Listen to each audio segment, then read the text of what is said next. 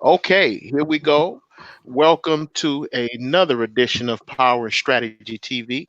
This is the one and only Tony Maceo, and I have a very special guest here today. The guest that I have here today is my instructor with Sifu Alan Chico of the Red Lotus Temple in Cisco. Ohio. Cisco, I'm sorry, I'm butchering your name, of the Red Lotus Temple here in Fairborn, Ohio. Sifu, please introduce yourself to the people. Hi, nice to meet you. I'm Sifu Cisco, as he said, trained in the martial arts, which I instruct Tony in since 1983. So going on 38 years now. So you've been in martial arts for 38 years and you're still teaching at this point. Is that correct? Yeah, very low key, just at a maximum two students at once.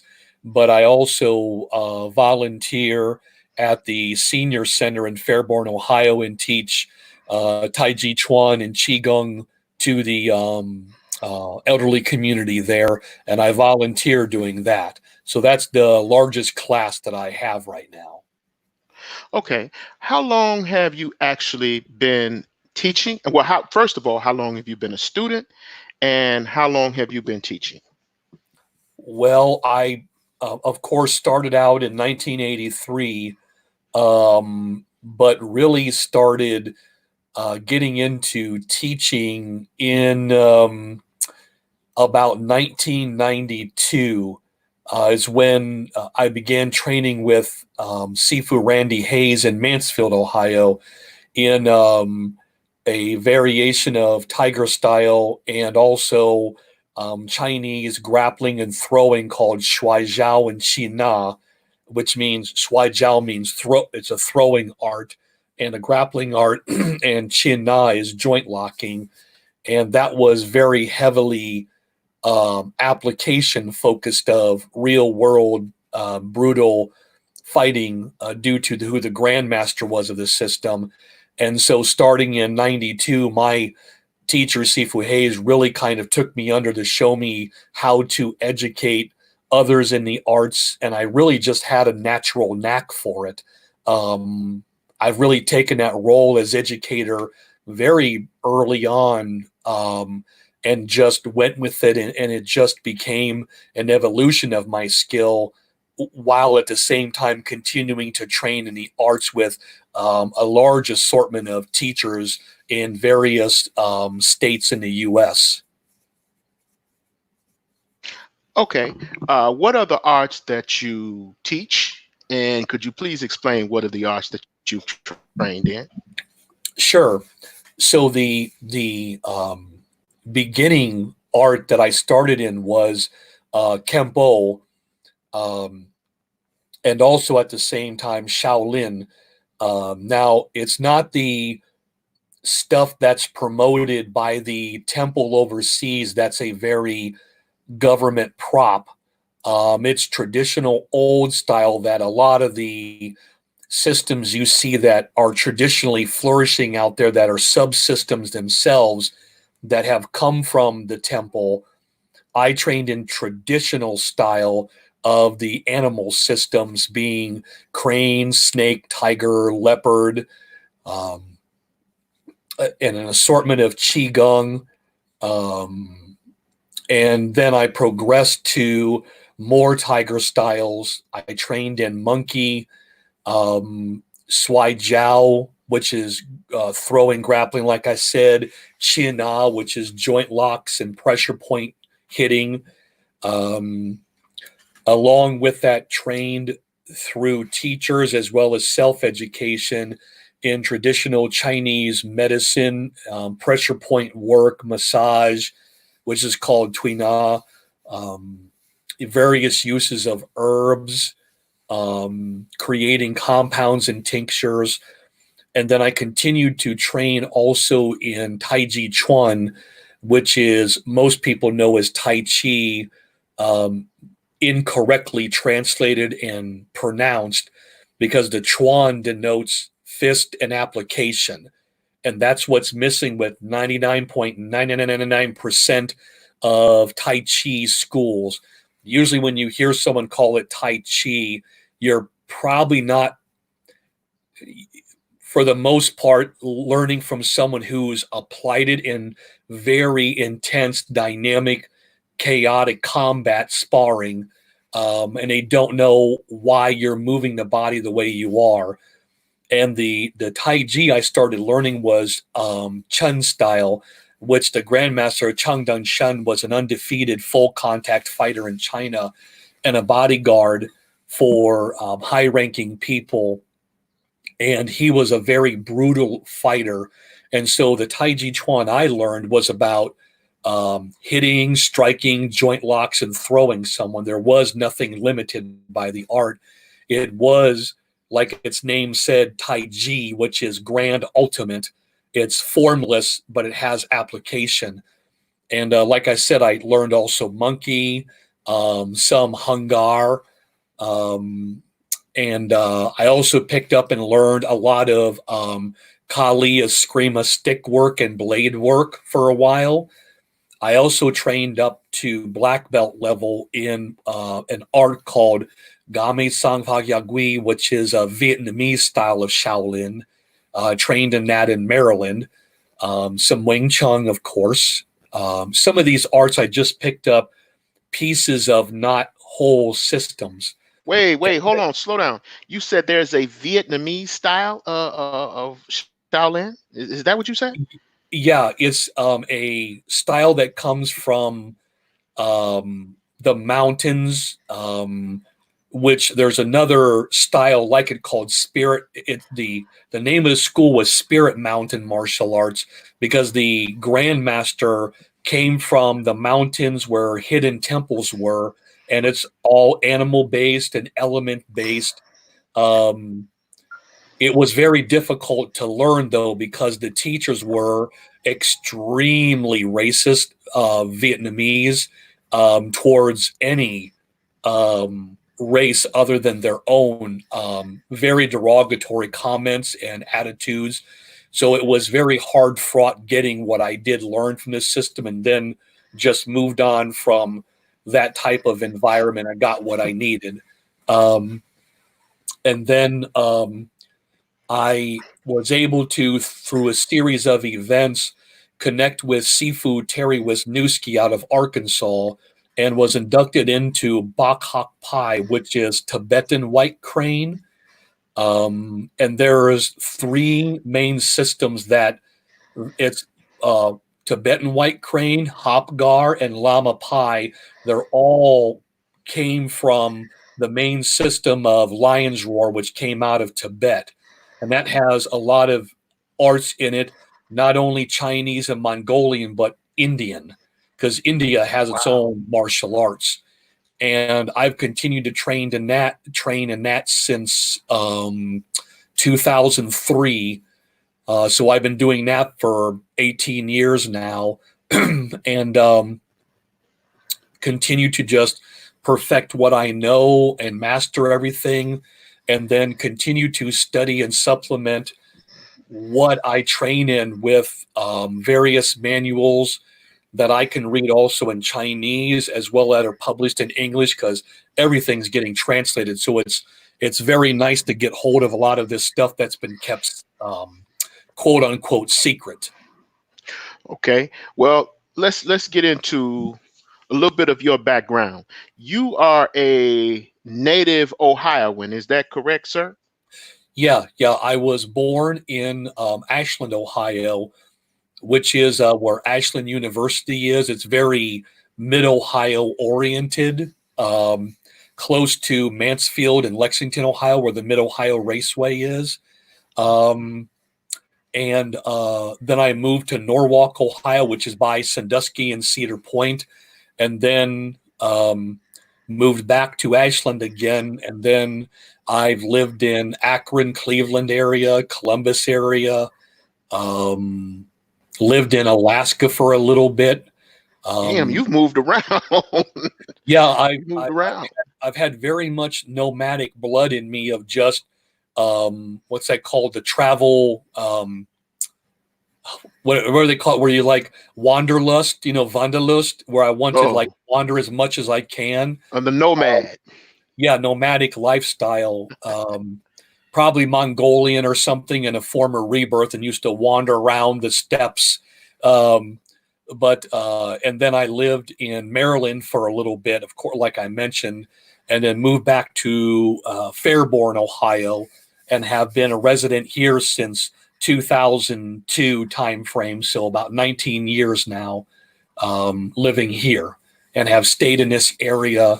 And this is where I've pretty much decided to call it home. Okay. What here's what I've always been wanting to ask you, and here's what I want you to tell the people.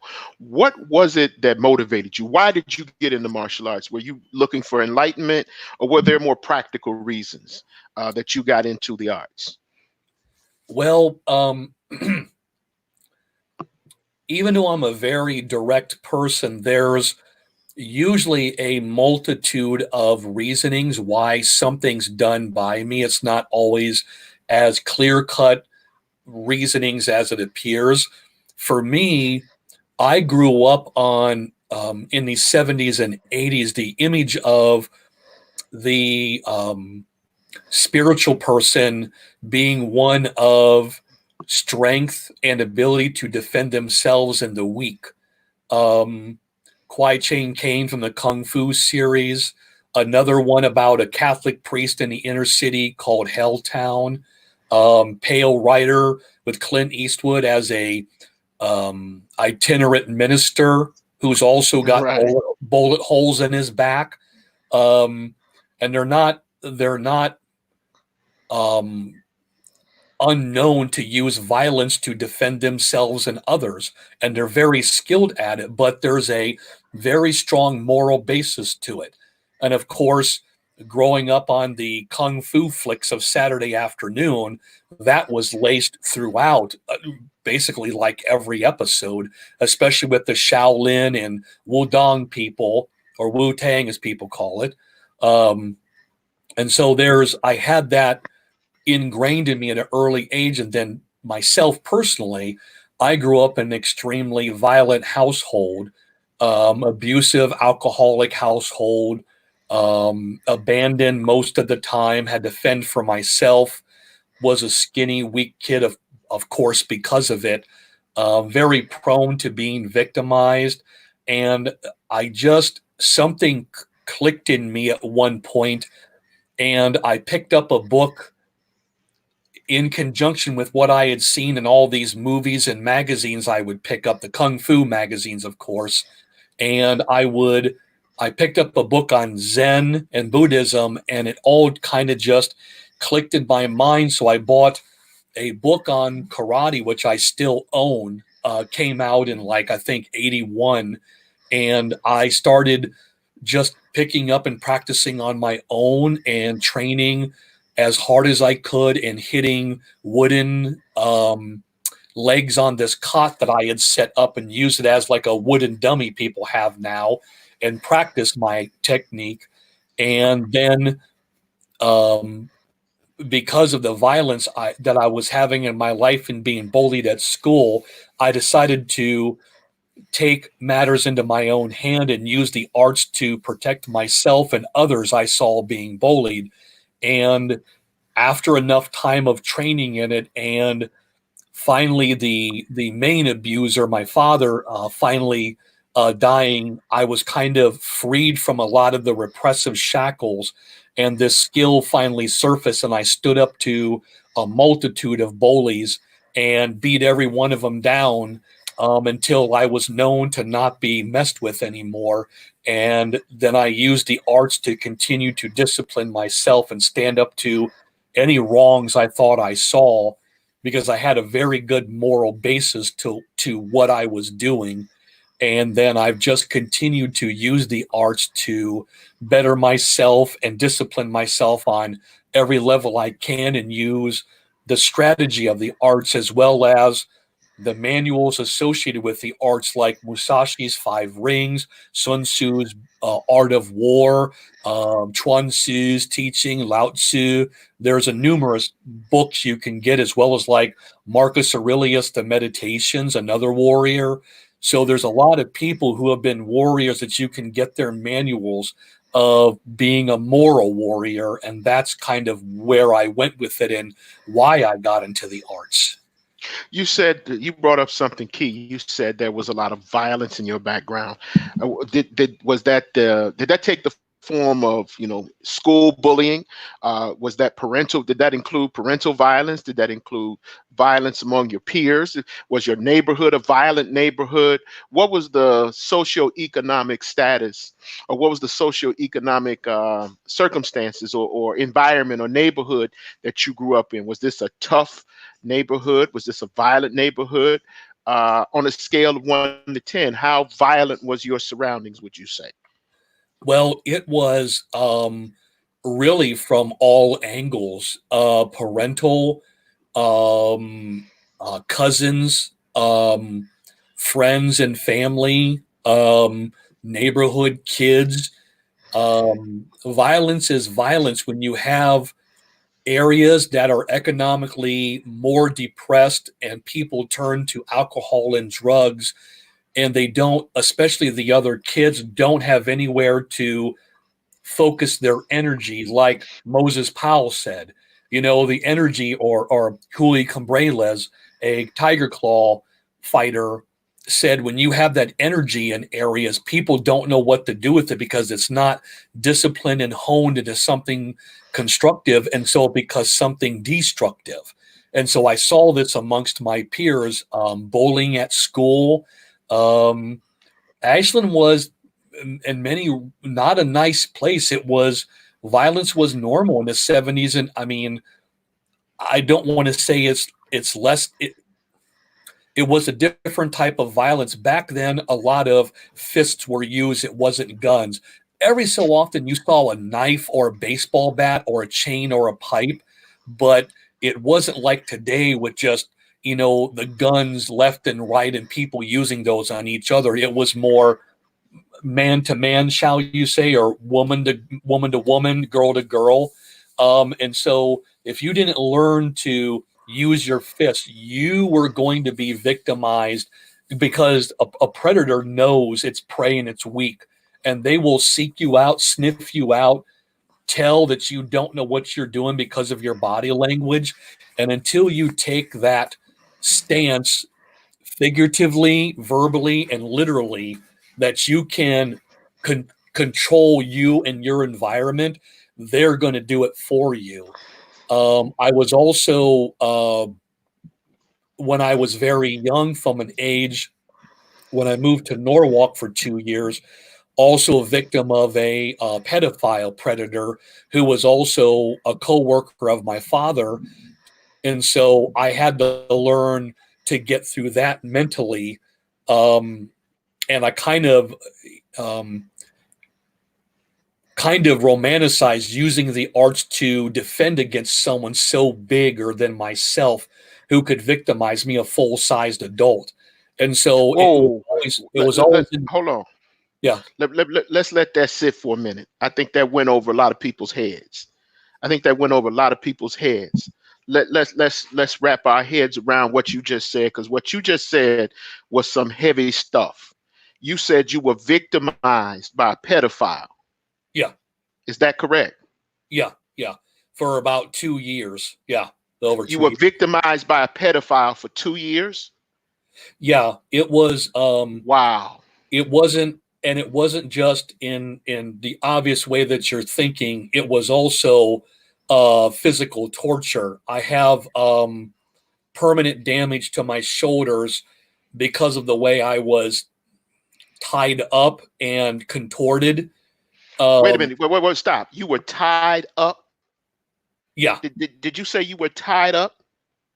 yeah, like arms behind the back, pulling them almost out of the joint and stuff like that. So yeah, Wow. strangled. So Strangled?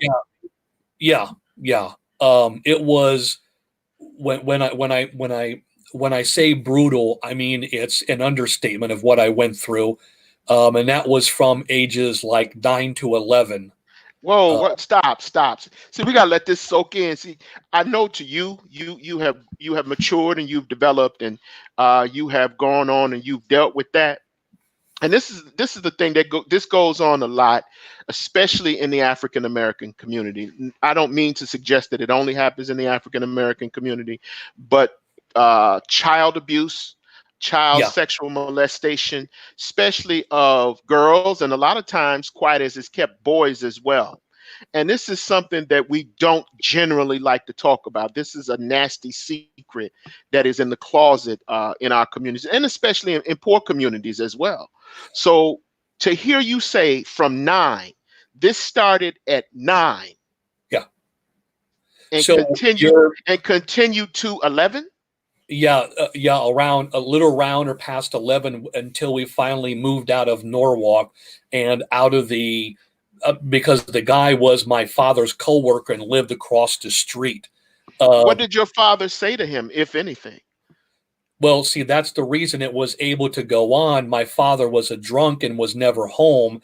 And when he was staying Oh. at the military base in Port Clinton getting drunk in the officers' lounge, this guy knew to come home because I was a latchkey kid because my mom was also working multiple jobs to pay the bills while my dad was drinking the paycheck away. So there was Mm, also abandonment and there was opportunity because back in the 70s and 80s, latchkey kids were a normal thing because parents had to both work absolutely. jobs.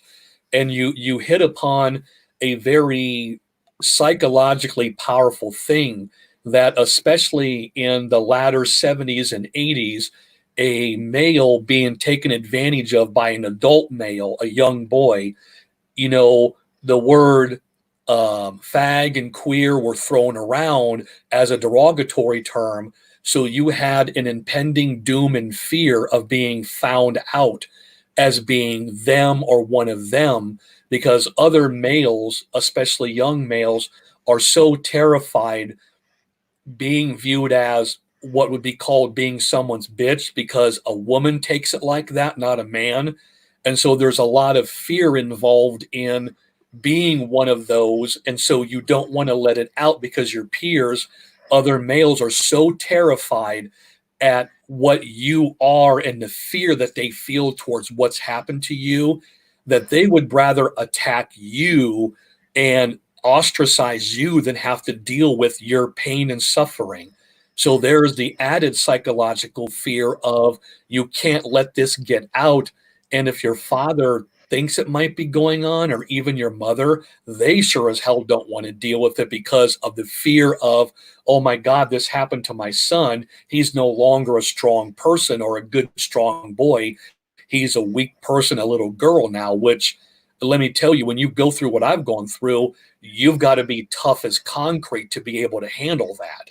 So there's the added fear of being found out, even though having that done to you doesn't mean anything about being gay in any shape or form. Not that being gay is a problem, anyways. That's just a sexual preference. And it doesn't mean you're feminized either. Usually you shut down and become dead on the inside and on the outside to deal with it. Wow. I like the way you break that down. Here's my question.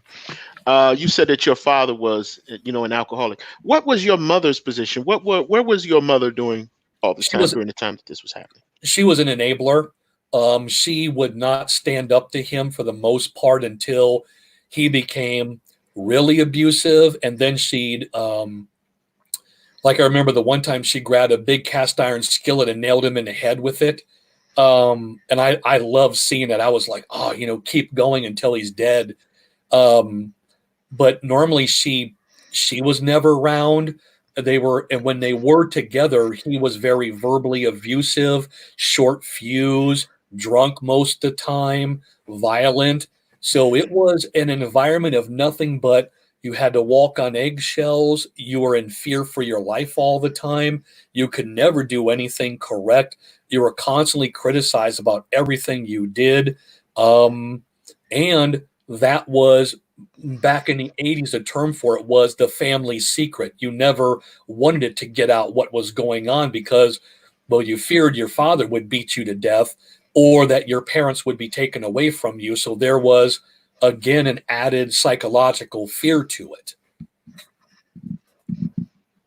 Wow. Wow. At did you ever question? Did you ever seek professional counseling, or did martial science become your way of healing? Did you ever seek? Did you ever talk to like a physician, a licensed physician, or did was martial arts a form of therapy for you? Well, uh, I really kind of, because of what had happened, I had learned to numb myself and disassociate from it, kind of compartmentalize what has gone on, and you kind of stick it over and that recesses so you don't have to deal with it. And then as I progressed through the arts and I became and I gained the ability to stand up to victimizers, that kind of gave me a release like, okay, no longer is it going to have to happen to me anymore. I can take on anybody I want, and I'm never going to have anything done to me I don't like. Um, and then I kind of started psychoanalyzing myself, especially with meditation, trying to go into those recesses. But it's very difficult to unpack that much darkness. It's kind of like a neutron star in yourself that's just a black, dark, dense matter. So what you have to do is take spoonfuls of it at a time. But even then, those are very dense and dark, and you kind of got to just slowly verbalize and work through the emotions you were never allowed to express for the longest time. And really, for myself, um, even with everything I've been able to learn, I've just really in the past couple years have been able to artistically also express it, which has helped out. And so it's a slow process of letting off the steam, of working through it in a constructive, helpful manner. But it's very difficult sometimes to always do it constructively because when you're damaged that hard, it's trying to like do the mile run on a raceway with a Vega and a bad engine. It's you don't have a lot to work with sometimes because it's been damaged since your formational years. But recognizing it and understanding that and giving yourself the patience to slowly let it off and work through it and feel what you were supposed to feel to begin with, that's how the process works itself out. And the arts have been a major influence with that because your nervous system is damaged. And so the arts psychosomatically repair that damage and get you back in harmony. Wow, we're gonna get to that in just a minute, but here's a question I want to ask you, and then we can move on. Sure. Being able to defend yourself and fight back, how cathartic would you say that was? Um, well, it's kind of like you're in a dark room and you're getting pummeled, and then all of a sudden the light switch turns on, and you realize where everybody's at now, and you've honed your skill during those dark periods, and now you have the skill with the lights are on. So now you know how to handle the opponent because you know where they're coming from, and you have the skill you've gained over a long period, and it's very cathartic. It's very emotionally releasing to know, especially when you spar very heavily and you can handle very violent situations, or you've been in violent situations, which I unfortunately have, and you can handle violent, bigger people, more than one person, or weapons being pulled on you. It's very alleviating to know you don't have to worry about the predators in this world. Not that you shouldn't always have your guard up, but you kind of know where you stand with whatever's being thrown at you. When you say that, when you say um, it's very, it's empowering. What usually someone with your type of past or your type of background, usually those people go on to become bullies. They usually go on to become very violent and abusive. They usually go on to become very reckless people. They end up usually in the penitentiary or they end up dead. What kept you, with all of that in you, what kept you from going over the edge? Um, I guess What kept you I from guess becoming a predator? I guess that's what I should say. I guess because one of the things I have the most extreme distaste for is liars and hypocrites. Because all my life I've been let down by everybody that says, "Oh, I'm a police officer, you can trust me." No. I'm a National Guardsman, I'm here to protect you. No, you're a predator. I'm your father. No, you're the worst abusive person. I'm your mom. No, you're letting me down. You know, I've never looked to externally someone else to save me. It's always been, I'm going to have to do it myself because people are trash when it comes to the trust you can put in them many times, because they're in it for themselves and wanting to get over on someone, especially people that throw around a term like, "I'm here for you," or "I love you," or "you can trust me." Um, and so betrayal has to do with lying and being a hypocrite. And so I had an extreme distaste for those who were hypocrites. And I vowed early on I'd never be one of them. I wanted to have, in martial arts called Wu Dai or martial morality, like I saw in the movies and read about in the books. And I wanted to be one of those beacons to where I have honor. You can rely on me. I'm not a liar and I'm not a hypocrite. And so I've led my life ever since early on, all through my life now. That doesn't mean I didn't find periods of self destruction, but it's never been other destruction ever. If I've hurt someone, it's been, something minor or accidental, or it was a mutual, we don't like each other, let's separate and move on. But I've never been like condescendingly violent or browbeating or bullying people or using people. Again, I have an extreme distaste for that because so much of that goes on. You've got to be that light to where you're not going to become that which you hate, like Nietzsche said, the philosopher. You know, when fighting monsters, don't you yourself become a monster, because when you stare into the abyss, it's staring back at you. And so you don't want to become that which you hate so much. You got to remember why you hated those people and don't let them get you in the end by becoming as scummy as they are, because you don't want to turn out like them, because you know the distaste you have in your mouth for those types of people. Wow. Wow. That was deep. You said a mouthful. Uh here's my next question. One would think someone with your skill and someone with your talent and with your background, some would think you would be teaching rich people, affluent people. Tell my viewing audience and my listening audience who which people or what kind of people do you teach? Who would be your average student?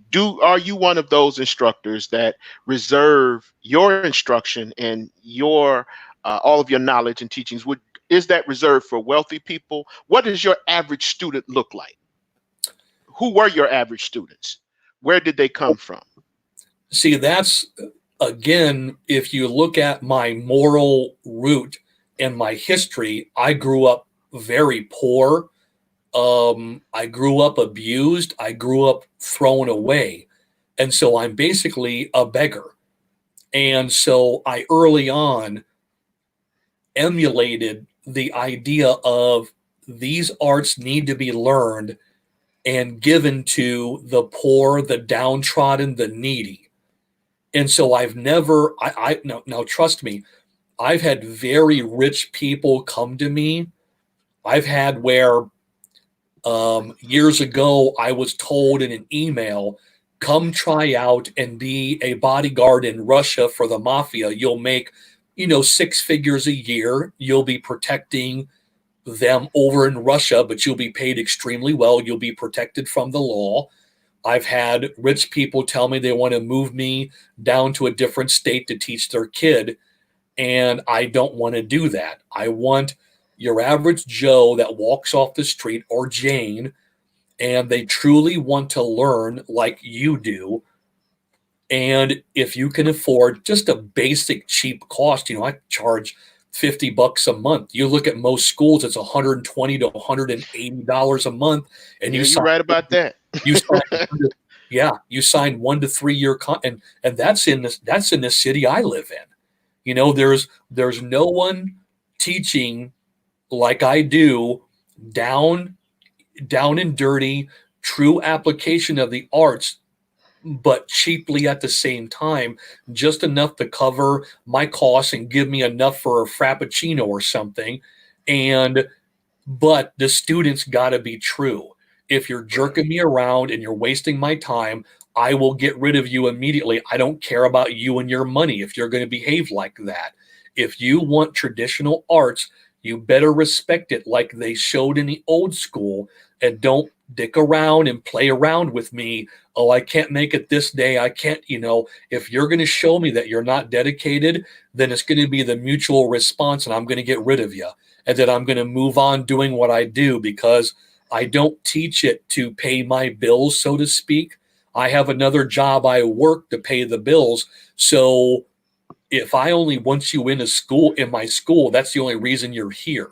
So if you're not going to dedicate yourself, don't bother knocking on my door. But if you come to me and say, look, I ride the bus, I'm extremely poor, I can pay your fees, are there anything extra? No, there's no extra fees.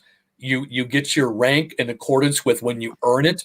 You don't have to wear a uniform. You wear just street clothes. You come in and you train. It's just you and maybe one other person, and that's it. It's kept very private, which normally that's more expensive in some schools. We're talking, Yeah, it is.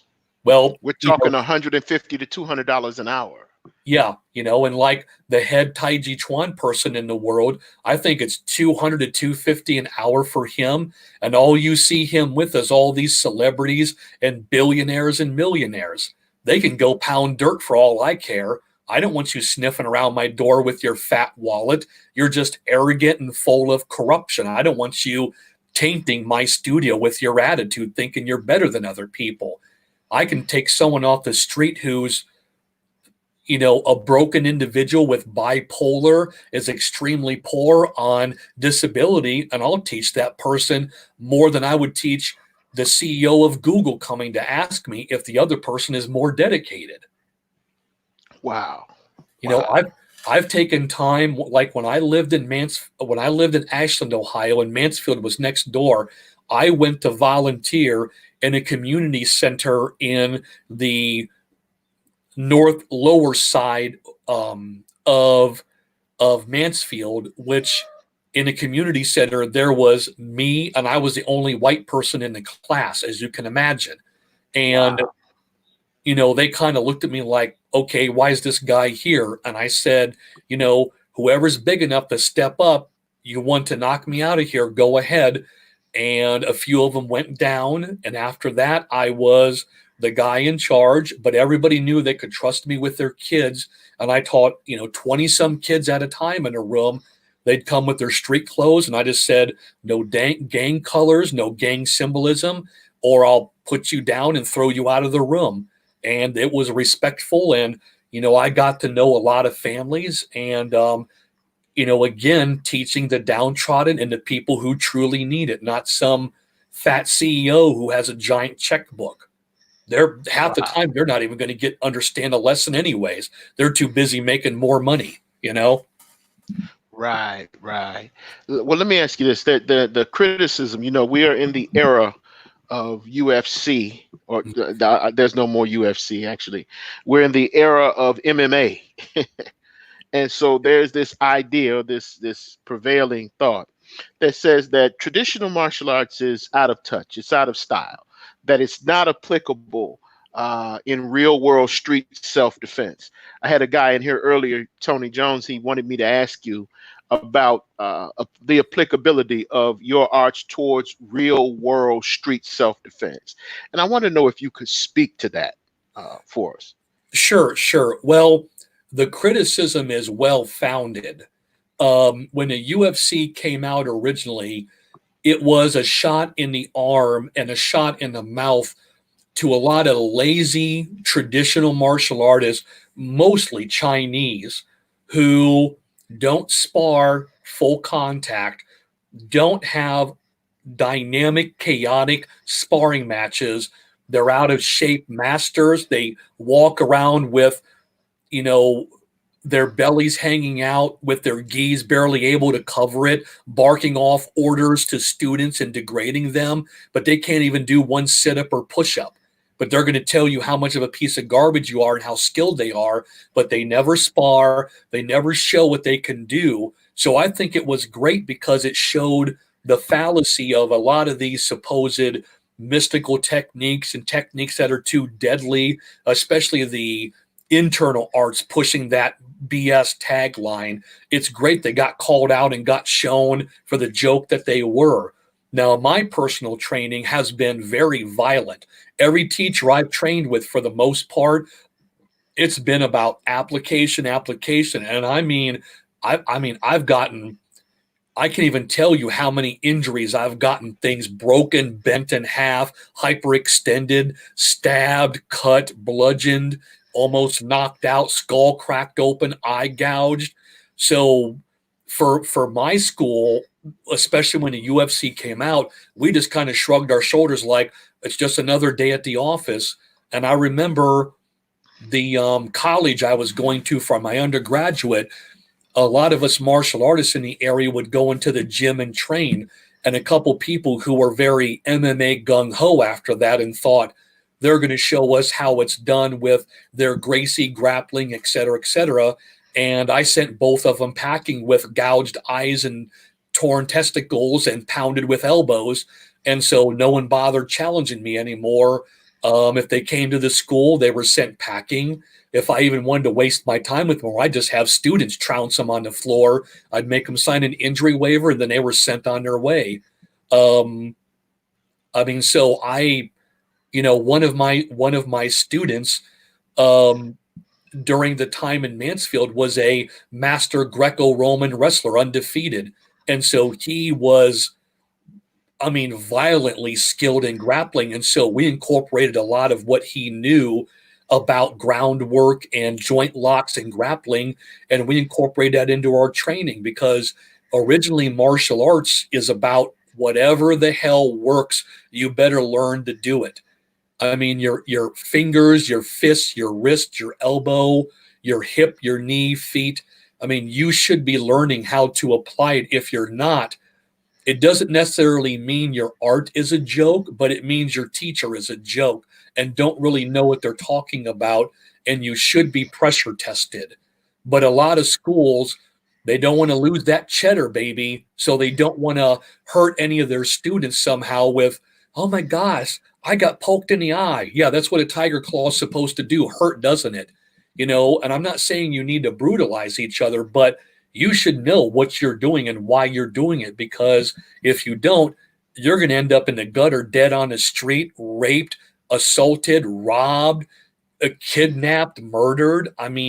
There's a lot of nasty predators out there, and you need to train like it.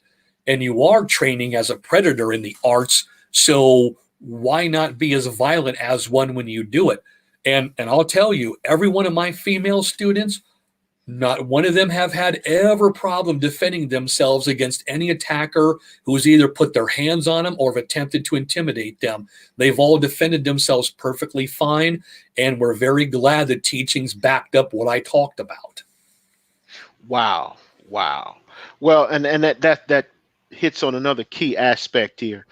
Um, do you think martial arts should be gender specific? I think I know what your answer is, but I want to hear it. Do you think martial arts should be something reserved just for men, or do you think it should be something that women participate in? And Well, if you look in nature, some of the creatures, the female is bigger, like praying mantises. You want to mate like one of them, they eat your head off and finish the job. So, so there, Absolutely. there is no distinction in nature between the females or the males being violent. They can bare their teeth and their fangs or their claws or whatever and do what needs to be done. It's just human culture where, of course, the females are usually smaller, but that doesn't mean they have to be less violent. Learning how to properly orient your body and condition it properly enough to where you can finger gouge, elbow, knee, palm strike, whatever, you learn how to do it to a bigger opponent because realistically speaking, you're not going to be jumped by a smaller person. Why the hell would you, unless somebody's got beer muscles at a bar? So a woman needs to think that a bigger male or a nastier female is going to jump her for some reason. So you better be able to defend against bigger opponents. So good. Go into a class, a kung fu class or whatever, with males who are in there and learn to throw their asses around and deal with them. So when a male does put his hands on you, he pulls back half a one. What do you say to those guys that say, "Oh, that stuff you're saying is impossible. There's no way a woman could throw a man around"? That type of stuff you're talking about, Mr. Cisco, you're not going to do anything but get women hurt. What do you say to those detractors? Well, the problem is they're speaking from what they've seen. I mean, if they turn on and watch MMA matches and watch those women throwing those punches and knees and brutalizing people, or looking and seeing a professional female Thai fighter who's breaking trees in half with her shins, they're going to change their mind pretty quickly once they're on the receiving end of one of those knees or elbows or breaking their shins in half or thrown across the room or choked out on the mat. It's really coming from probably male ego of feeling threatened by a female who can handle themselves and taking them out, but also not knowing what truly goes on in a good martial arts class where the women are taught to defend themselves. Hell, the original Shaolin Temple, hundreds of years ago, two of the main abbots were females and they created martial systems. So women can be just as violent. Like I said, the ones in my class, not one problem at all laying out and going after the male students. In fact, I had to tell a lot of them, you need to ease up on the male students. I understand you want to learn to defend yourself, but you're beginning to hurt people because you're too violent. Well, I know that you mentioned Dr. Moses Powell earlier, Yep. and I noticed his style of martial arts, Sanuka's martial arts.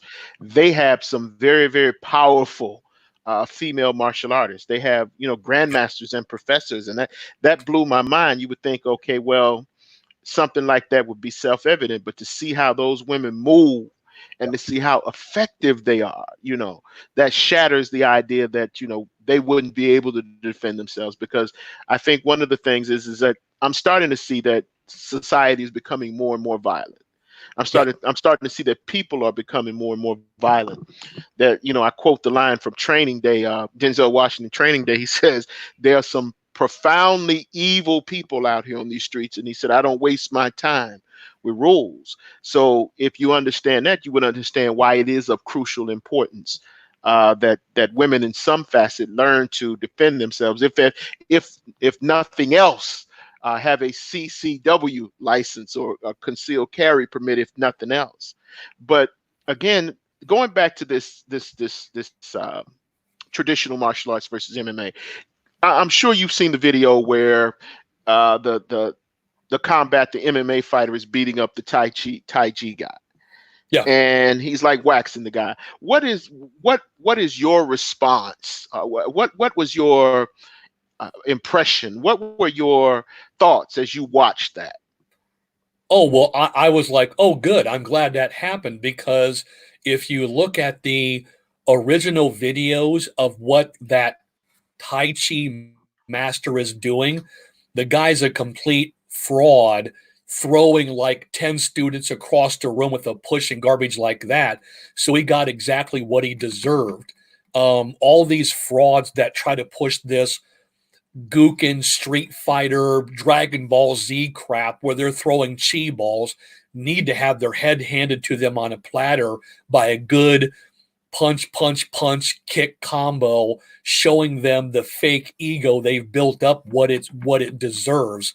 I don't see any problem with that at all because 99% of your Tai Chi, more than 99%, they have no clue what they're doing because their teachers never spar.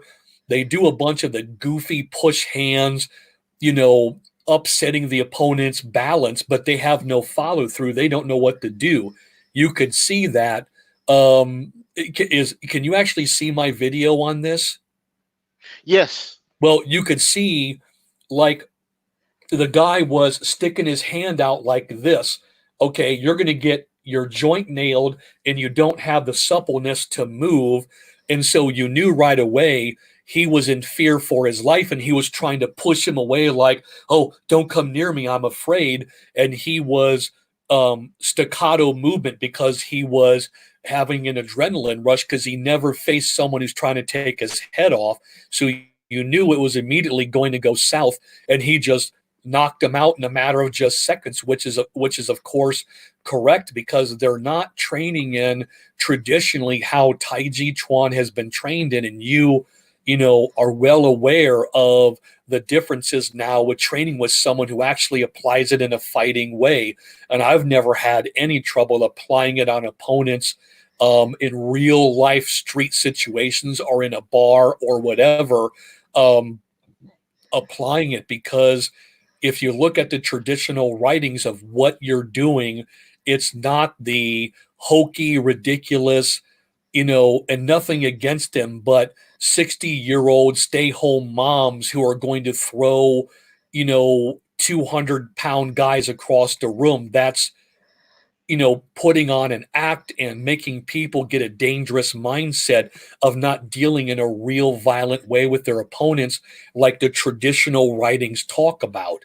And of course, like I said, Grandmaster Chung, you know, you learn to apply the Tai Chi Chuan in a realistic setting because my teacher, Randy Hayes, was an Air Force intelligence officer. And so he knew how to deal with, like he said, he hated machetes because he did stuff behind enemy lines. And so I learned very early on how to violently apply my art. And there was no hokey, gimmicky garbage involved in it whatsoever. And I took that continuously with whatever I would learn, breaking it down and saying, let's see how we can apply this in the best way we can that's violent and it's modern and it's up to date. Because walking around with archaic technique and archaic thinking, which the techniques, the base of what you're working with is not archaic, it's the bridging of putting it in modern day fighting. um, you know, like a lot of people show all these really cool applications with, okay, someone comes up and they grab you like this and start to choke. Where do you see that at except like a Jason movie? Or someone comes and stabs you like this. No. Right. They're going to come in and shank you like in a prison or cut your throat.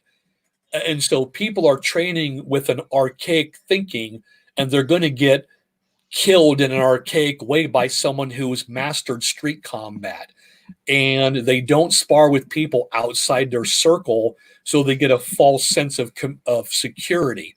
Like my Bach Hawk Pi teacher, Sifu Wisniewski in Arkansas, every year during the brutal summer months of Arkansas, we would meet up in this place called the Saul Room based off of the movie. And it was literally like a tin hothouse that was a storage area down this gravel driveway. And we would do nothing but spar everybody that showed up literally from across the country for nothing but like 8 to 12 hours nonstop. We had a cooler of fruit, we had a cooler of waters and sodas, and we would just beat the living hell out of each other for hours on end, mastering what we had. And some people who, one guy had founded his own martial art, so he showed up to put it to the test. And work through what he wanted to see how things were done. And a lot of people found out the gimmick of what they were training and was worth about 0 cents and had their butts handed to them by people who brutally sparred and didn't worry about jacking your elbow or your fist and breaking your fingers. Wow. Wow. All right. This is cracking. It's cracking in here today. So we got a couple questions here. Sifu, would you mind taking a couple of questions from the audience here? Oh, shoot away, please, whatever. Yeah, let it go. I'm gonna make sure, they got the rules. They know the rules. They know not to come in here with anything funny style. So we're gonna keep all the questions sensible and reasonable. The first question I have here is from Marone Beauty 21. She wanted to know, she said, what does he think about Taekwondo? My son trained for his black belt in, I guess this is Taekwondo. It has built his confidence tremendously. What is your position on that style, or do you have a position on that style? Well, a lot of Taekwondo schools do a lot of sparring. So there is that contact and realizing the fist or the foot meeting the face and body. And although it is done with pads, it still teaches contact, hopefully. But again, it depends on the teacher in the school. If they're truly learning traditional taekwondo, which really just means the way of fist and foot. So you better learn the way of fist and foot. And she's exactly right. Confidence goes through the roof when people learn these arts, but they also they need to make sure that it's good traditional training so that they can handle themselves when someone on the street who doesn't bother with rules to take your head off. Now, you can only train so violently in the school before it's becoming nothing but a human cockfighting, but you do have to take it to the edge pretty far and make sure those reactions are second nature, so it's muscle reaction as opposed to thinking, and so you can handle yourself when violent altercations happen.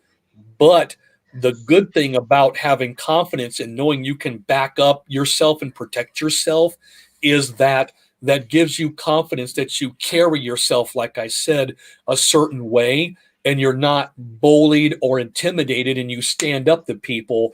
And that's the first gate you throw out the bullies and people who are going to victimize you, is you say, you're already in my space. We've already got a problem. You need to back up. I'm standing up to you. You don't let them roll over on you. And martial arts can teach that confidence, and that's over half the battle.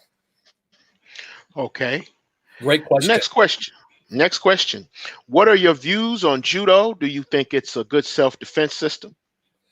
Well, judo, of course, traditional judo was more so um, for confidence and sports building. And there's a lot of history of what the judo comes from, which is many times called akirujitsu.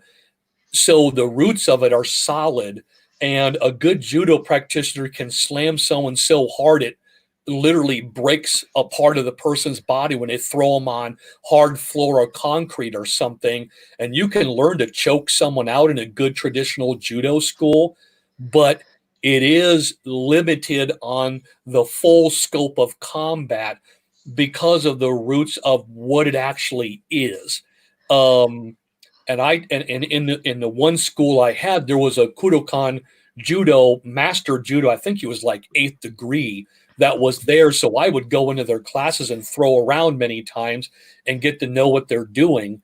Um, but of course, when something's oriented towards a tournament style, and only grappling and throwing, you're limiting yourself with the availability of what's going to happen during a violent confrontation. Because what if you're in a toilet stall at a restroom and someone kicks the door open and says, "Give me your iPhone"? You sure as hell aren't going to be throwing them there.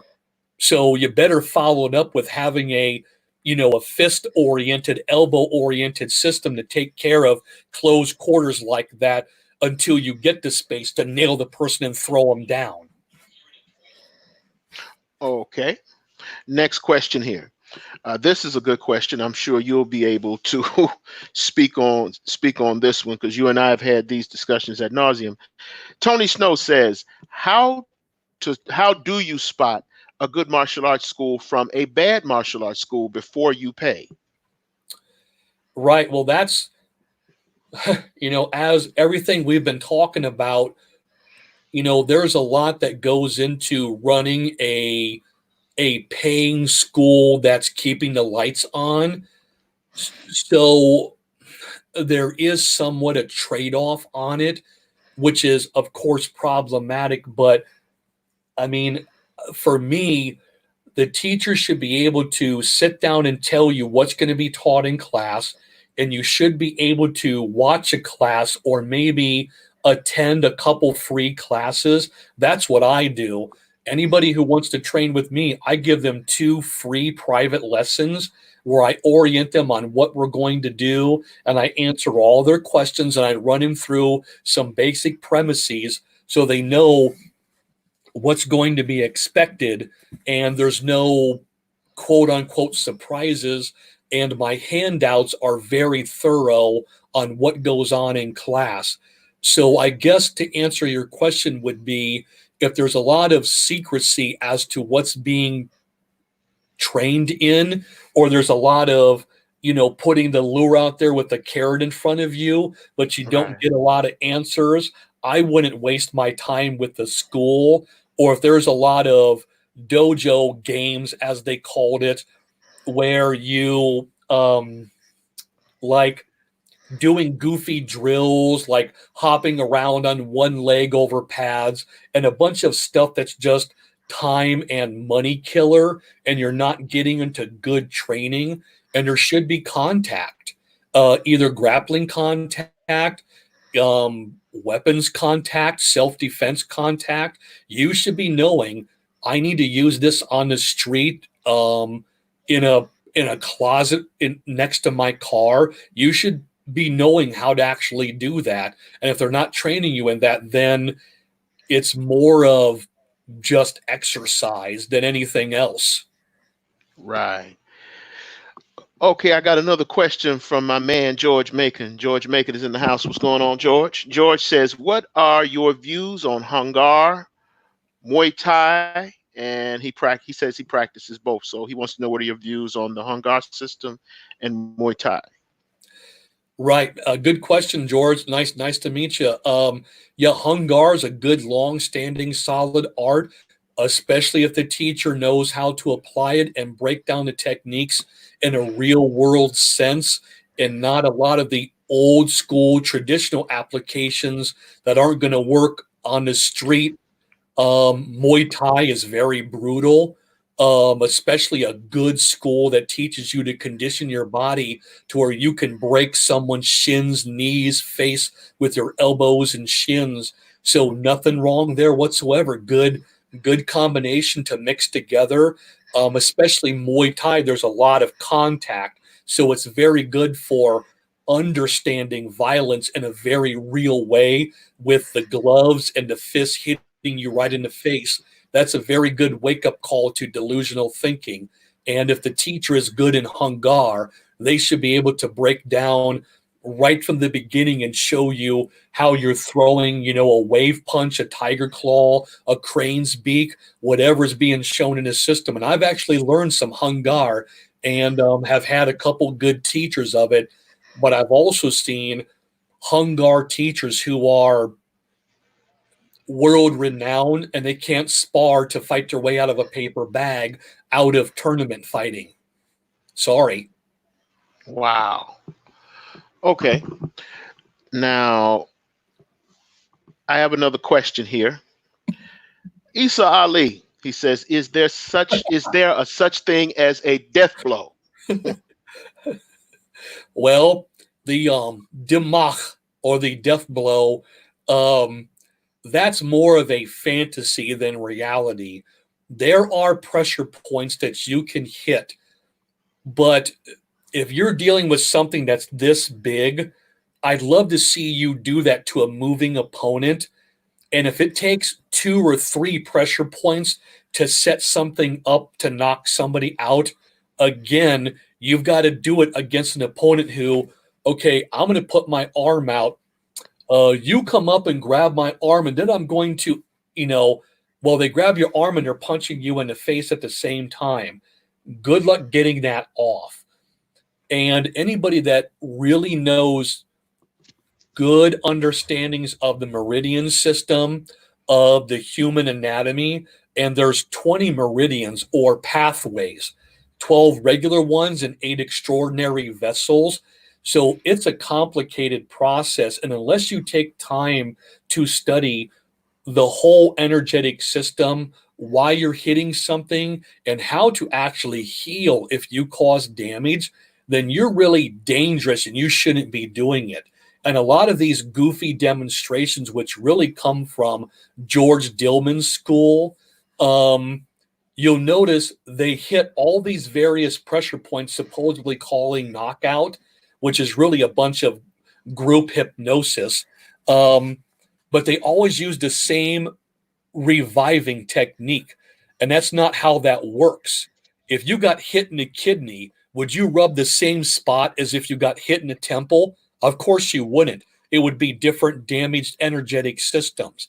So studying the traditional Chinese medicine and the energetic systems, I mean, is very complicated and takes years and years to understand.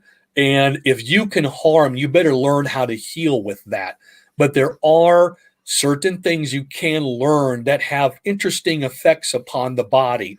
But again, anybody who's worth their weight is not out there bloviating about it on videos of just one after another blasting their students and knocking them out. If that's really a death blow and a knockout strike, anybody who's really ever had a concussion, you can have permanent brain damage because of it. I know my daughter has it. So these goofballs that are showing these techniques shouldn't be showing that. And a lot of it is just hokey garbage. And how do I know? Because I've been in demonstrations with these Dillman people, and not one single one of them could knock me out, even blows to the back of my skull. So the answer is a lot of it is just Hollywoodized trash, group hypnosis, and putting on make believe demonstrations to dupe people to make money. Wow. Okay. Next question. George asks another question here. He says, "What is the most dangerous art to you?" He says, "Muay Thai." He said, I know it's whoever's applying it, but to you, this is a styles question. To you, is there any style that is more dangerous than the other one? Is there anyone that is the most dangerous? I mean, is there a ranking order? Is there a hierarchy of styles in terms of danger? Well, it really comes down to three things. Number one, how complete is the art? So that they can handle all situations. Number two, how much real-time application and hands-on, training do you do? And number three, the person themselves. So when you put all three of those things together, then you get the complete package of an artist that's actually a dangerous person. Because I tell you, 90% of martial arts school, I'd put them up against someone who's done a stint in prison for 10 years. Wow. They'll Wow. come into their school, and the first thing they'll do is they'll have maybe a shank hidden in their hand, and they just start stabbing the person. Well, I guess your 12th degree black belt and secret dim mock points didn't do anything for you, did you? You're bleeding on the floor. Oh man. Yeah, You have a very graphic sense of realism. I'll say that. I mean, I've had people take a swing at me with a baseball bat and a club, another guy in a club. I've had someone pull a knife on me. I've been shot at twice, and I've had someone also go to pull a gun on me too, which didn't end well for them either. So I am very wary of weapon reality and how dangerous a knife or a blade or something like that is in the hand of either a moron or someone who's really, they don't care about your life. They're going to kill you. And until you face someone who's literally shooting a gun at your face and trying to kill you, you don't realize how real your art better be. It ain't in your school with your fancy clothes and your pretty belts and your matting on the floor. It's concrete and blood, baby, and that's what you better be training in. Or you're out on the street and you're getting in your car and it's slippery out. You got boots on, heavy clothes and gloves, and someone's attacking you. Most people don't train in reality situations like their teacher takes them to the park with all your gloves on. Okay, let's spar now. You know, Wow. Wow. Okay. I mean, the Moving one right along. the Go one ahead. martial artist, Ron Taganashi, every month he used to take all of his students to the park and he'd fight them one at a time and then all of them in a group at the same time, just right in the middle of them being pummeled by all of his students at the same time defending himself. That's Let's see some of the teachers do that in modern day. Wow. Well, speaking on that same subject, I was going to get into the health aspects of Tai Chi and Qigong, but Qigong, we'll get into that just a minute.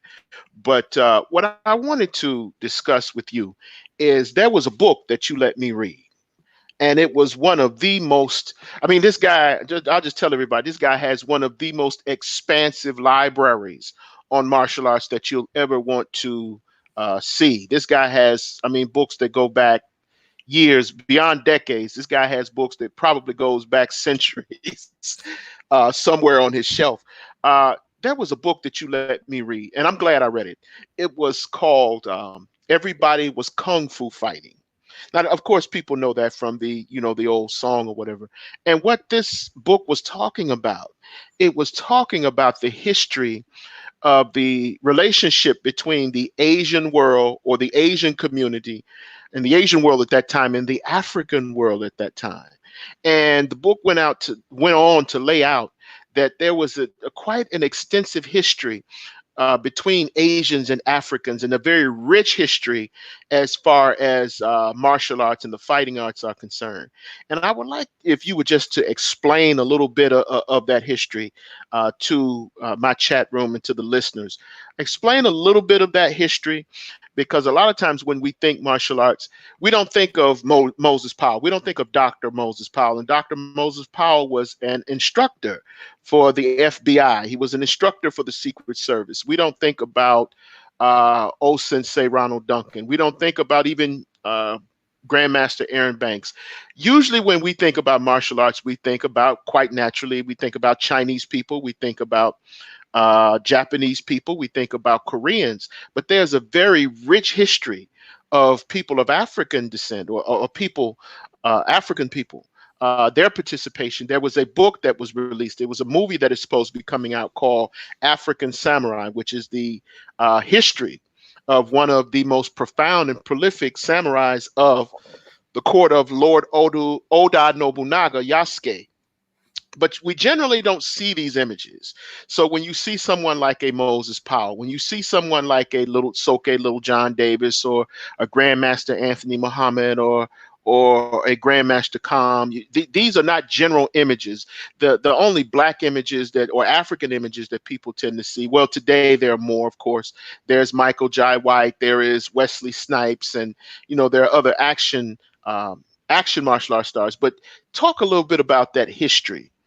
Talk a little bit about that history, if you wouldn't Well, mind. when the Asians came to America, there was, of course, a lot of brutal racism, prejudice, and their arts were a way of basically protecting themselves if they needed, with um, especially within their own community. But as they progressed in and American culture and history, it was very much paralleled but juxtaposed because they weren't white. And the Africans and then African Americans, and would be called black later on, and even in other dark skinned ethnicities like Puerto Ricans and Hispanics, they, of course, had a paralleled but juxtaposed history in the US, unfortunately. Luckily now it's been married together a lot more. There's still a lot more work to do. But because of that parallel being almost an alien in a culture, which is ridiculous because they're a fellow human being, but that's not how they were treated back then, like we've talked about. So the Africans found a cohabitating alien themselves in the Asian community and had a fighting spirit that gained them respect from a lot of teachers that took them under their wing because it was a form of empowering people that were systematically and institutionally disempowered. And so it allowed them to gain the respect from the Asians as an underdog class. And so they began to parallel their history with them. And many of these teachers came out, but even in the 80s, when some of the powerhouses of the martial arts community was flourishing, like, himself, the Black Dragon, Billy Blanks, and a lot of these people, you weren't seeing them getting coverage. Yeah, Ron Van Cleef. Yep, you got it. Even the yeah, I'm drawing a blank on some of the names. The gentleman who was in Enter the Dragon. Jim He had, Kelly. yeah, he had a lot of problems he had to deal with, and so a lot of these schools were in the inner city where they were allowed to flourish and weren't being bothered by the white majority, but they were not um, given time on cover. Steve Muhammad, who was faster than Bruce Lee. Bruce Uh, Lee actually said that Bruce Lee said that Steve Muhammad had the fastest hands he had ever seen. yeah, they created the Black Karate Federation and they were a powerhouse. But again, that guy's cleaning up the tournaments and they show some other dude who he beat because they didn't want to give a black man the cover. So it's really disgusting that, they'll throw Asians all over the cover, still wouldn't give the black man or woman the cover of the magazine or a big spread, so to speak. Now, that changed later on, but that's one of the reasons why they were so empowered by the arts and found an ally with the Asians in America. And many of them went on to be, I mean, the one book that I gave you about the black heroes of martial arts, I mean, page after page of incredible masters, male and female, that most people don't know about. But I mean, these people were brutal fighters who knew how to handle themselves because they had to, because of the way they were treated in society in general. So you have in the black community a more realistic approach to those arts because in the settings they were in, unfortunately, you had to be able to prove it on the street.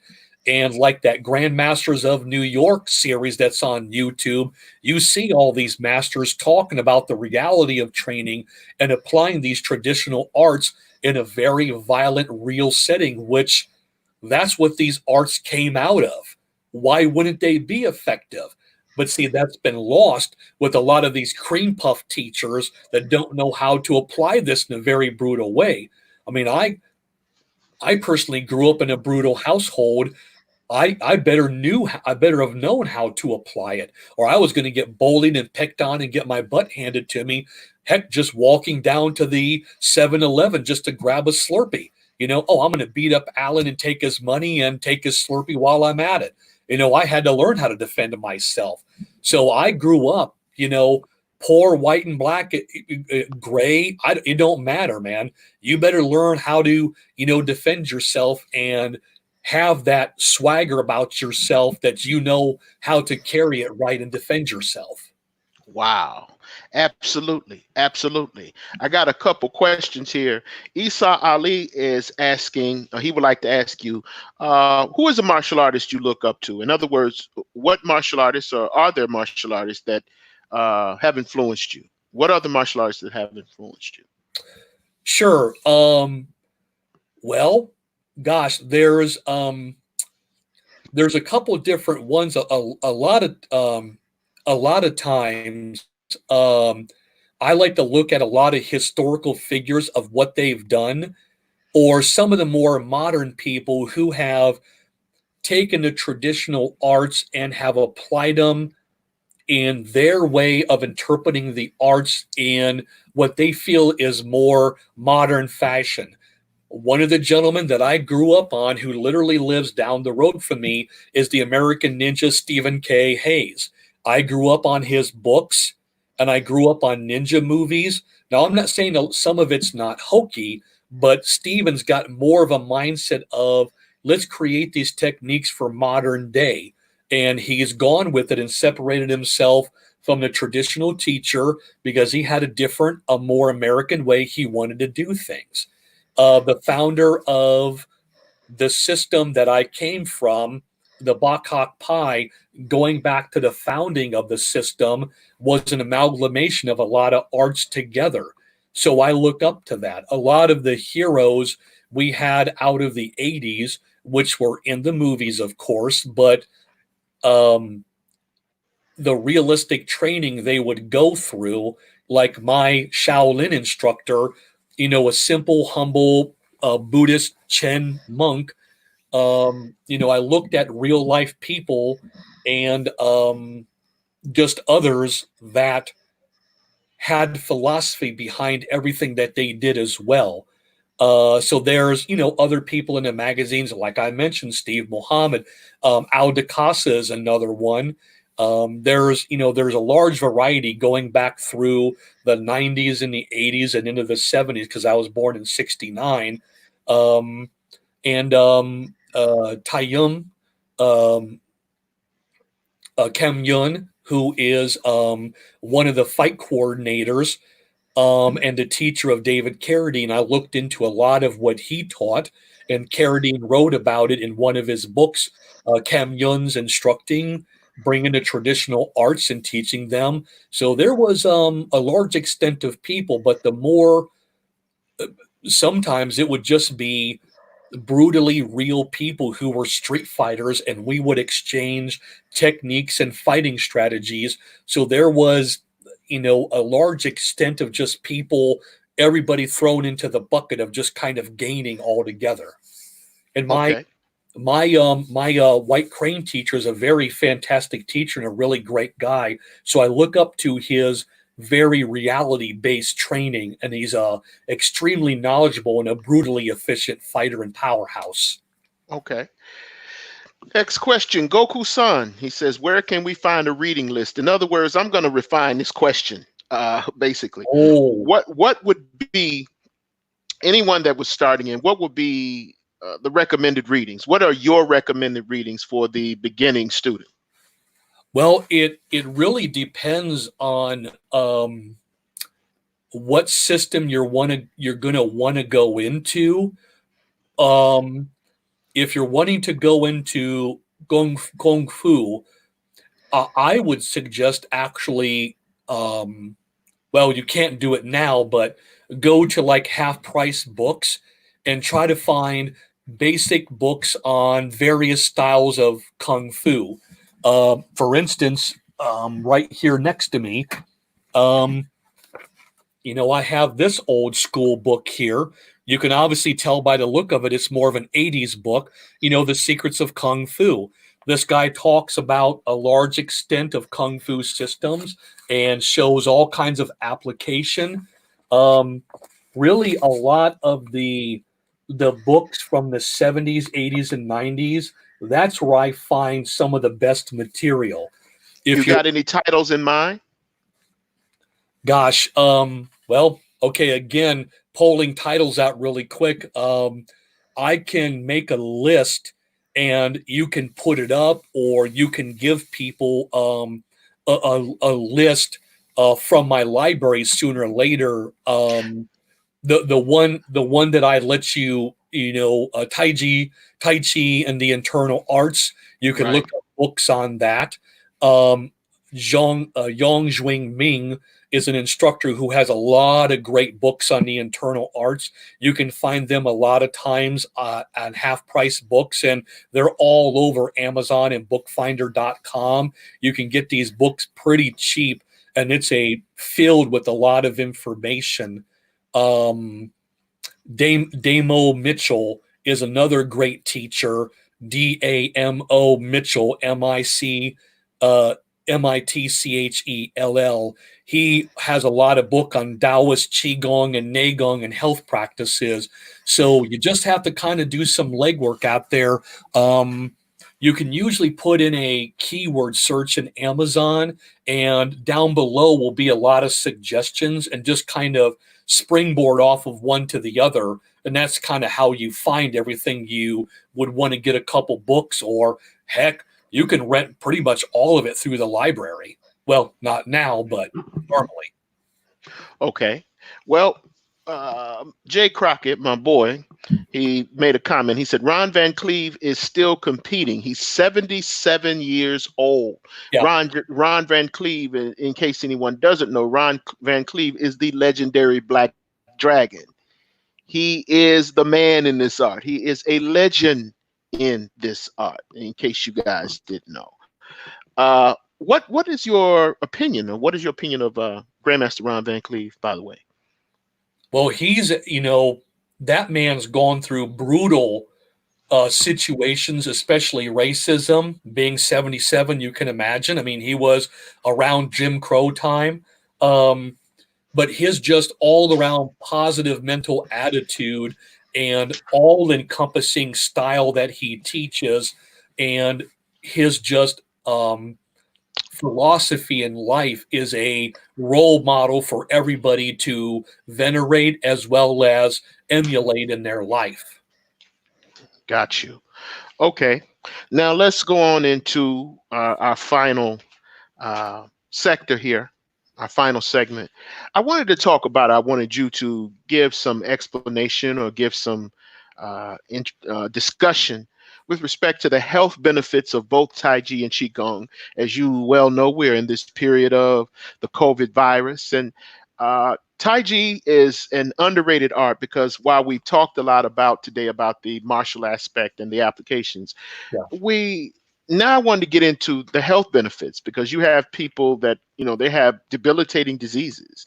You have people that have Parkinson's uh, syndrome, and they practice martial arts. You have people that have diabetes that practice Tai Chi, excuse me. You have some people that have cancer and they practice Tai Chi. You have some people that have a whole host of serious diseases, and Tai Chi and Qigong have been effective in helping them to cope with and deal with these diseases, and helping them to maintain their health and vitality.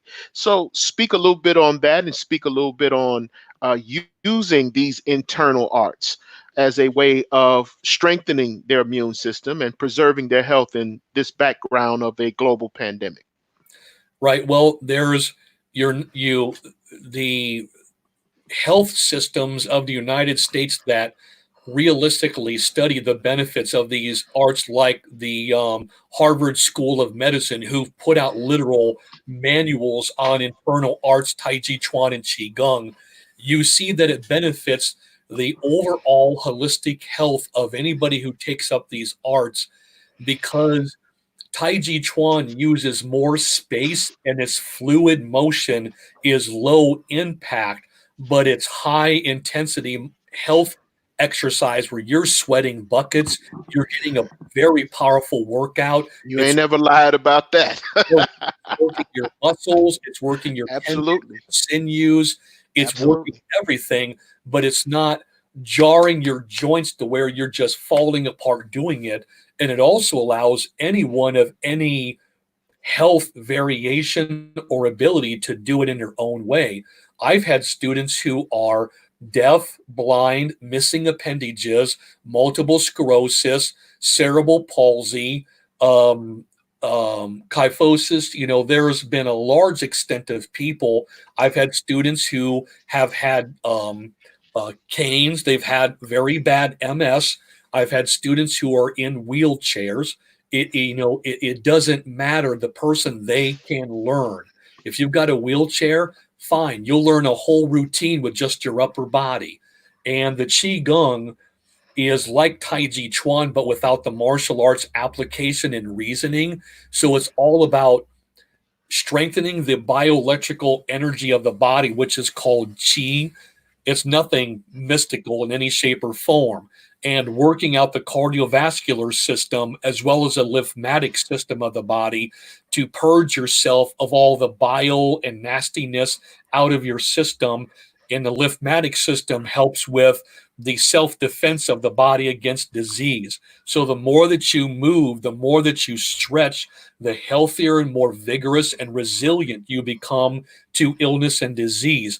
And the more that you work the lungs, the cardiovascular system, the heart, you're getting the whole of the body, and the blood is flushing more and it's oxidizing the brain. So the overall health of your body is becoming realigned, it's becoming vigorous, it's becoming strengthened, and you're basically building reserves that you'll need when things get stressed in times of stress. It also realigns your body neuromuscularly. And so you can deal with things like neuromuscular problems and balance and disability with the body not being balanced out. And like I said, this has been studied by Harvard and many medical institutions. And that's why it's considered the leading exercise for geriatrics across the board, the leading health benefit to resist falls, to not be afraid of falling and having more security in walking. I mean, I've gone down to the the Columbus Hospital. I'm not going to say which one, and have done qigong with patients to help them do battle with cancer. And this was by the request of families wanting me to do this. So this stuff is taken seriously by a lot of people and by a lot of doctors. It has a lot of benefits, male, female, doesn't matter your economic status, your age, your health. Everybody can learn and gain from it. Right, right. What there's also an accompanying um, diet that goes with this lifestyle as well. And I've had an opportunity to observe, how your nutrition standards and how you eat. What are some of the most healthiest types of herbs that are good for boosting the immune system? What would you say are the healthiest herbs in terms of preserving yourself, protecting yourself? Well, I would first and foremost, a more whole foods, plant based diet is the way to go. It's been shown across the board to have the most benefits to the health of any diet, and it is the only diet that can reverse heart disease. There is no other diet. In fact, the further your diet gets away from plant based, the more 11 out of the 12 leading causes of death you have. So, people who have a plant based, vegetarian, vegan, I'm not saying you have to go you know, full ammo on that, but the more you do it, the more your life extends, the less disease that you have. It can help mitigate diseases you can't get rid of in your body. Like if you have bad genetics with heart disease, like my family does, it helps recover and lets you get back if you do have a problem. And it also boosts all aspects of your body. Some of the things you can take are like wild turkey mushroom, reishi mushroom, lion's mane mushroom, golden seal. Those are cleansing things. Pyruvate. There's a lot of things out there, but just a lot of vibrant, healthy, red, orange, yellow, and especially green fibrous foods can do wonders for people. Most people think you have to drink milk to get calcium. You can get all the calcium you need from things like kale and peas and almond milk without any of the negative side effects of drinking bovine mammary gland juices. That's exactly what it is. It's not healthy for you whatsoever. They've shown actually that drinking too much milk can cause it to sap things out of the bone, so it's not healthy for that. You can also take a type of chondroitin pill many times, or high calcium pills, to help with the bones and joints, which of course help produce blood and such. So there's, if you start going down the rabbit hole of that, you can definitely find more things that you can tweak your diet with to give you a little bit of a boost. A multivitamin, B12. There's a lot that you can do to really help out your body. Curcumin, turmeric, green tea is a fabulous one. There's a lot of great Asian You tea. say green tea? Green You tea, say one, and if you really want to go hardcore, you can drink matcha, which is like an intense powder form of green tea. Mix it mhm. with some almond milk, heat it up. You can't go wrong with that. Um, you can also get vegan or vegetarian protein and health shakes, which have things like wheatgrass in it and a large assortment of fruits and vegetables that you can literally take a scoop of powder a day and you've got like 100% of all your vitamins and minerals and vegetables and fruits you need. And it's in a delicious drink that tastes like grape juice or strawberries. using Really? fruits Using fruits in smoothies like bananas and avocados and strawberries, raspberries, blueberries, blackberries, mixing it with that protein or some wheatgrass, whey protein. There's a lot of stuff you can get where you can just boost yourself in the morning and you feel like you're on fire the rest of the day, and it's the healthiest diet that you can have. Wow. Well, let me say this. Well, let me ask this question. In terms of the health benefits, you've actually experienced that firsthand, because I think you and I were discussing this. You had you actually have used some of this stuff. So talk a little bit about, if you wouldn't mind, and if you don't, I understand the circumstances about you using these things to having to recover from whatever illness you went through. If you would just talk a little bit about that. Well, the one main one was back in 2017. I caught. They still won't tell me what it was because they can't figure out what it was, but it was some type of bacteria, something that flourished all through my lungs like a mold, and it caused my heart to have congestive heart failure at the same time. So if you can imagine filling up with liquid, you're suffocating, and only half of my heart is working. So it was, to say it was hell would be an understatement. And I went into the hospital, the Soin Hospital, on September um September 10th, and I got out on September 24th, my birthday, 2 weeks later. And it took me that whole time to just be able to walk and breathe on my own. But the level of damage done to me was unbelievable. But the first day I was in there, I was doing qigong, I was doing massaging myself, stretching myself. They were amazed that I was even able to do it, but it's because I had a strong foundation. And then luckily, Soin has a vegan and vegetarian menu. So I could order food like vegan Chinese stir fry, vegan hamburgers and things like that, that had like no fat content to them and were very healthy salads and everything along those lines. And that allowed me to um, and I posted on my normal Facebook page, not the Facebook page for the temple with my teachings, but my Facebook page. You can see a picture of me showing my muscular build of recovering after that and gaining my weight back and being able to do things like stretches and move. Because when I got out of there, I was winded. Well, first off, my hands and feet were like balloons. and that I was winded just trying to cut up like a pepper to make some food. It would take me about an hour or two just to make a meal for myself because I was so physically destroyed. Um, Drying myself off from the shower literally took like 25 minutes because I was so winded. It was a rough recovery, but I did it. I had no physical therapy. It was all these arts and everything I had learned. I got myself back up now to working a job that's physically laborious many times. And I had half my heart wasn't working.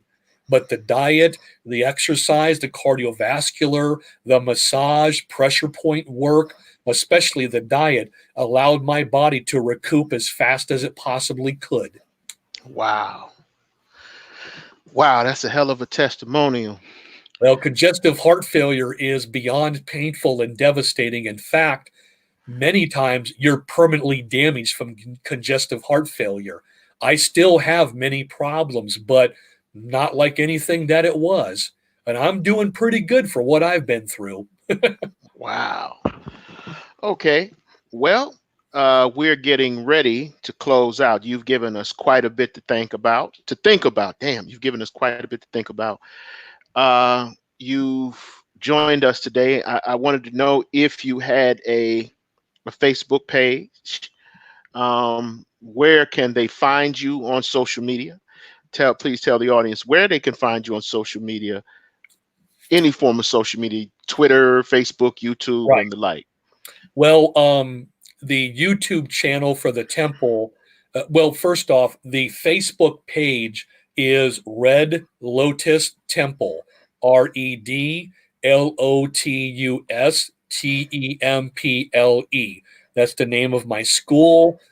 We teach right here. You can see some of my library right there in artwork. Um, and that's the Facebook page where you'll see me disseminate a lot of these topics we're talking about and other various philosophical aspects of what I teach with the path that I lead in practicing the Buddha Dharma, which is what most people know as Buddhism, but there's a lot more philosophy going on than that. Um, you'll see on there many times links to podcasts and videos that I put up from my YouTube channel.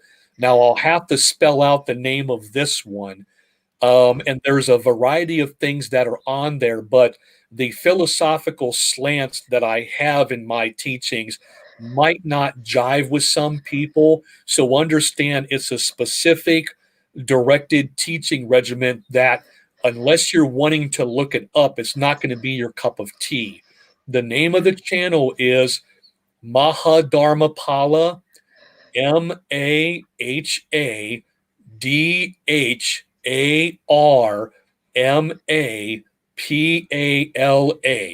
Mahadharmapala. And as soon as you click on it, you'll see videos of me talking about various philosophies or things going on in the world or what you can do. There's one video I have, which I posted on the temple's Facebook page. You can see talking about what you can do during times of stress and anxiety right now. I have a video of a seated qigong set, massaging set that you can learn free of charge on there. If you want to contact me through email, you can email me redlotustemple@aol.com. And the temple's main web page where you find the classes and stuff that is offered is, yeah, exactly, Red Lotus Temple at AOL.com. The temple's website page is redlotustemple.net. And that's where you'll see a lot of other links. Yep, exactly right, Ganosha TV. You got the exact name of the YouTube channel. Great avatar, by the way. Love Magneto. Um, yeah, so you can go to redlotustemple.net, and that's exactly where everything's at. All right. Well, Sifu, Cisco, we would like to thank you for joining us today. I know I've had a blast listening to you. Always have a blast. These conversations with you I always have a blast. Not so much when we're in class. Yeah, no, that's where the But sweating begins. not so much when we're in class, but definitely in these conversations. Uh, from my opinion, this guy is an excellent teacher. He knows his craft and he knows exactly what he's talking about. He's knowledgeable, he's skillful, and best believe in his class, not only do you sweat, but you also learn constructive skills you can use in the service of self-protection. So with that being said, we're going to close this out, and I would like to thank everyone that came in here today, or my chat room, my usual chat room participants. I would like to thank the Inner Beauty TV, Mr. Cole Michelle. I would like to thank Goku-san. I would like to thank my brother George Macon for coming in here today. Isa Ali, Kings and Queens, who's also been in here today. That's this person right here. Let me, as soon as I get him up, Kings and Queens, KQZ, Kings and Queens, as well as everyone else that has everyone who has come today and shared with us your time and uh, been in my audience today. I'm getting old, so you have to excuse me. My memory's going. But I'm I would with like to thank everyone for spending time here today and listening to this show or this live. I would like to do segments like this consistently. I'm going in a different direction. If you want to hear the usual stuff that goes on in this sector, please don't come to my channel, because I'm not here to represent that stuff that goes on over there in that sector. I'm not interested in that. I'm here to disseminate information to help people to protect themselves, to thrive and survive. So I'm not really concerned about massive viewership, because I'm here for quality content. I'm here to have real quality conversations, not superficial conversations based upon immature desires and lust. So with that being said, again, I would like to thank Sifu Cisco, my guest, for coming here today. And I'm going to have to see this guy sooner or later in class. Sir, thank you for giving us and sharing with us your time today. And have a wonderful weekend and be safe. Thank you. You too, sir. All right. We are gone. All right. All right. Great one. Good crowd.